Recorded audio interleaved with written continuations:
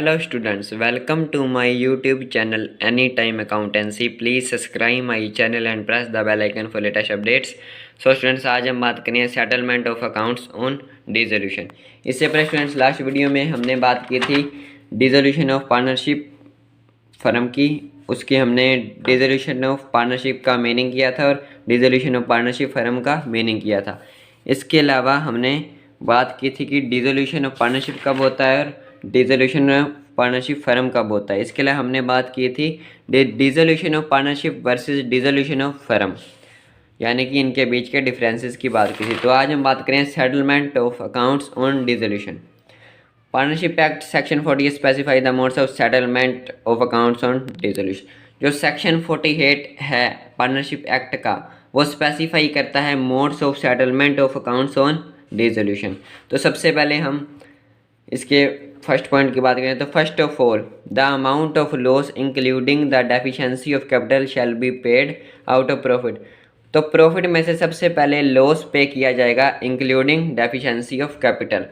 उसके अलावा अगर लॉस फिर भी बचा तो कैपिटल का भी इस्तेमाल किया जाएगा, और अगर फिर भी कुछ लॉस बच गया तो वो पार्टनर से लिया जाएगा in their profit sharing ratio. उनके प्रॉफिट शेयरिंग रेशियो में पार्टनर से लिया जाएगा।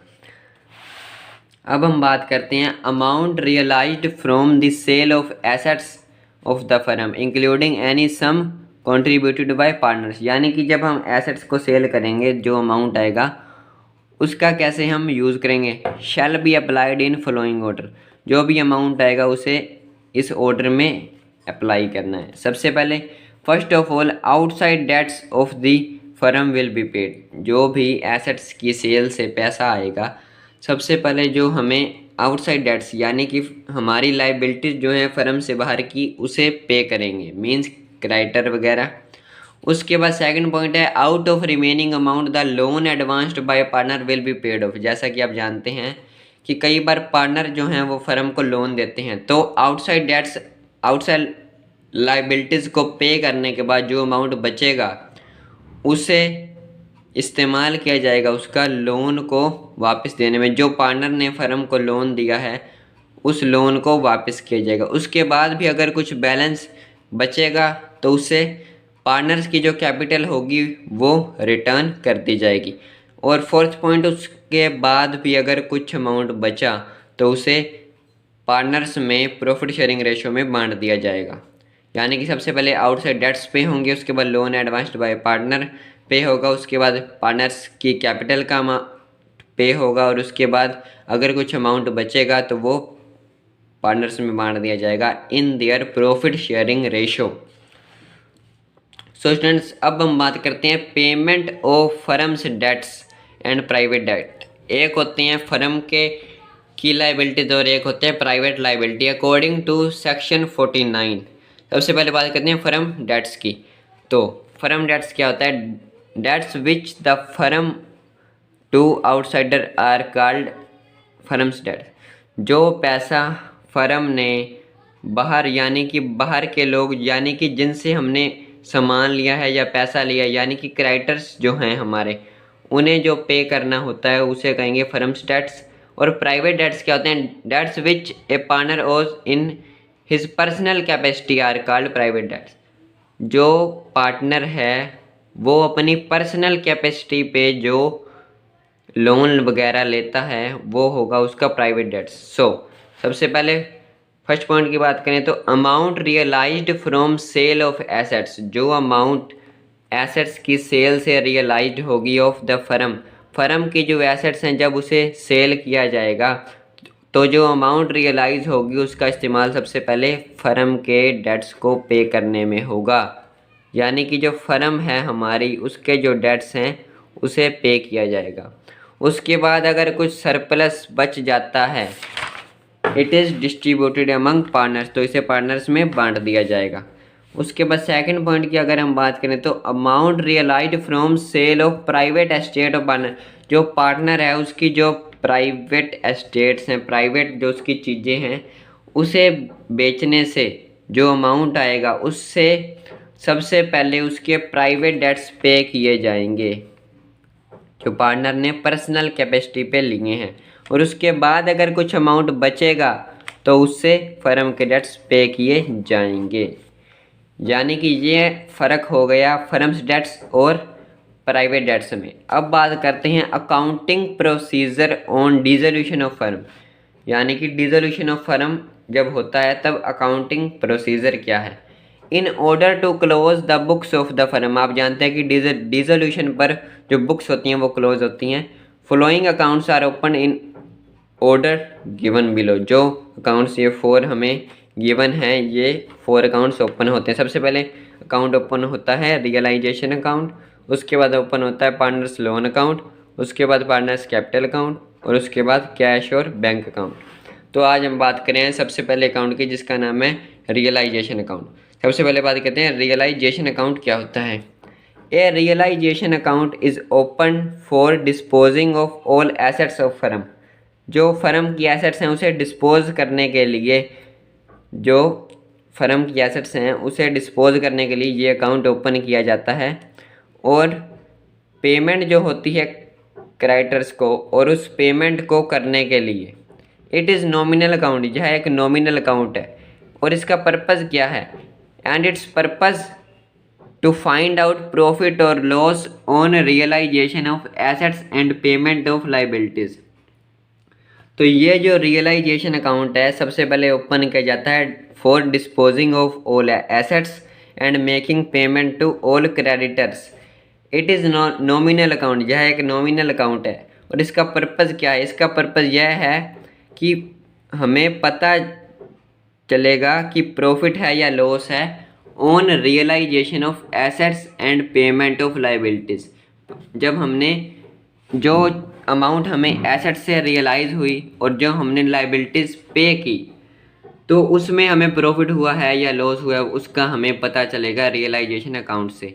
Entries in realisation account are made in following manner. तो सबसे पहले हम बात करते हैं फॉर क्लोजिंग ऑफ एसेट्स। तो रियलाइजेशन अकाउंट में एसेट्स को क्लोज किया जाता है। All assets of firm except cash and bank balance are transfer to this account at book value. जो फर्म है हमारी उसकी सारी जो भी एसेट्स हैं वो सभी ट्रांसफ़र होंगी, फर्म की ऑल एसेट्स ट्रांसफ़र होंगी रियलाइजेशन अकाउंट में, लेकिन कैश और बैंक बैलेंस ट्रांसफ़र नहीं होगा। तो उसकी एंट्री होगी realisation account debit to sundry assets at book value. Realisation account debit to sundry assets at book value पर ट्रांसफ़र होंगी। While transferring assets in this account following points should be kept in mind. कुछ points हैं जो mind में रखने ज़रूरी हैं जब हम एसेट्स को रियलाइजेशन अकाउंट में ट्रांसफ़र करेंगे। सबसे पहले पॉइंट की बात करें तो only those assets which can be converted into cash are transfer to this account. सिर्फ वही एसेट्स ट्रांसफ़र होंगी इस अकाउंट में जो कैश में ट्रांसफ़र हो सकती हैं। Fictitious assets such as accumulated losses like debit balance of P&L, यानी कि debit balance of profit and loss realisation account में ट्रांसफ़र नहीं होगा। और deferred revenue expenditure means debit balance of advertisement suspense account भी ट्रांसफ़र नहीं होगा realisation account में। So these should be transfer to partners capital account. तो entry होगी इनकी partners capital account debit to profit and loss account to deferred revenue expenditure account. यहाँ पर partners का कैपिटल अकाउंट डेबिट हो जाएगा क्योंकि जो लॉस है एक तो डेबिट बैलेंस है प्रॉफिट एंड लॉस अकाउंट का, और डेफर्ड रेवेन्यू एक्सपेंडिचर का भी डेबिट बैलेंस है। तो यहाँ पर पार्टनर्स का कैपिटल अकाउंट हो जाएगा डेबिट, और वो दोनों यानी कि प्रॉफिट एंड लॉस और डेफर्ड रेवेन्यू एक्सपेंडिचर हो जाएंगे क्रेडिट। और ये रियलाइजेशन अकाउंट में नहीं जाएंगे क्योंकि ये कैश में कन्वर्ट नहीं हो सकते। सेकंड पॉइंट की बात करें तो if there exist a provision against any assets, अगर किसी एसेट्स के अगेंस्ट प्रोविज़न है such as provision for bad and doubtful debts, आपने ये नाम पहले भी सुना है, और प्रोविज़न फॉर डेप्रिसिएशन, यानी कि किसी भी एसेट्स के अगेंस्ट अगर कोई प्रोविज़न है, जैसे कि provision for bad and doubtful dates होता है डेटर्स के अगेंस्ट, और प्रोविज़न फॉर डेप्रिसिएशन होता है एसेट्स के against. The asset should be transferred to realisation account at its gross figure. जो ग्रॉस फिगर होगा उसी पर ही जो हमारी एसेट्स हैं वो रियलाइजेशन अकाउंट में ट्रांसफ़र की जाएंगी ग्रॉस वैल्यू पे। And such provisions account should be transfer to credit side of realisation account, और रियलाइजेशन अकाउंट की क्रेडिट साइड में जो प्रोविज़न है वो ट्रांसफ़र होंगे। इसका एग्जांपल देखते हैं हम एक। For example total debtors are 50,000, अगर किसी फर्म के डेटर्स हैं 50,000 के, and provision for doubtful debts are 4,000, और 4,000 का प्रोविज़न है, तो एंट्रीज क्या होंगी। फर्स्ट एंट्री की बात करें तो realisation account debit to debtors account, यहाँ पर रियलाइजेशन अकाउंट डेबिट हो जाएगा 50,000 से और डेटर हो जाएंगे क्रेडिट 50,000 से। ये एंट्री हमने अभी की है यहाँ पर, realisation account debit to sundry assets. So अब जो प्रोविज़न है हमने यहाँ पर अभी पढ़ा कि प्रोविज़न जो है वो रियलाइजेशन अकाउंट की क्रेडिट साइड में ट्रांसफ़र होगा, तो provision for doubtful dates account debit हो जाएगा टू रियलाइजेशन अकाउंट 4,000 से। तो अब जो प्रोविज़न है इनको जब ट्रांसफ़र करना है हमें रियलाइजेशन अकाउंट में, तब एंट्री क्या होगी।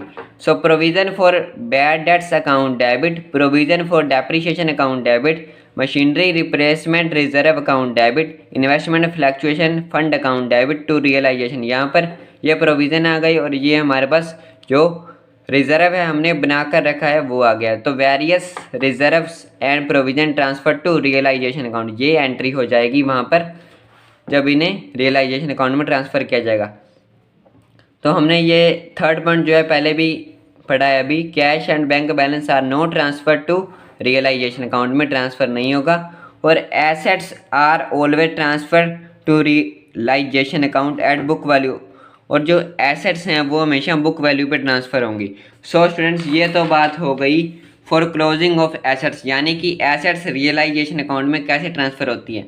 नेक्स्ट वीडियो में हम बात करेंगे फॉर क्लोजिंग ऑफ लाइबिलिटीज़, यानी कि लाइबिलिटीज़ कैसे ट्रांसफ़र होंगी, कौन सी लाइबिलिटी ट्रांसफ़र होगी, कौन सी लाइबिलिटी ट्रांसफ़र नहीं होगी।